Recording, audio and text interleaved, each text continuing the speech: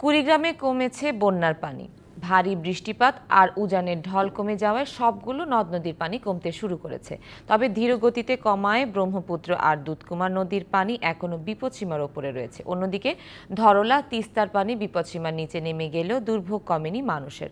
বন্যার ক্ষত দেখা দিয়েছে সড়ক ও বসতবাড়ি ও ফসলের মাঠে। চলাচলের অনুপযোগী হয়ে পড়েছে সড়কগুলো। এছাড়া স্রোতে বসতঘরের ক্ষতি এখনো ফিরতে পারছে না উঁচু বাঁধ আর আশ্রয় কেন্দ্রে থাকা মানুষজন। বন্যা পূর্বাভাস কেন্দ্র জানিয়েছে পানি কমার হার আগামী 24 ঘন্টায় অব্যাহত থাকবে।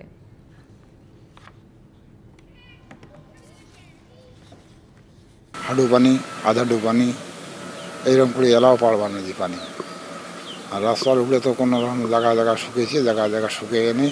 1 হাতের মতন পানি কমে গেছে, এটা আর কি ধারণা, নাহলে তো এটা সম্পূর্ণটাই আর কি তলিয়ে গেছিল। নগদের কাছে সব গ্রাহকই প্রিয়, তাই তো সারা দেশে ক্যাশ আউট চার্জ সবচেয়ে কম।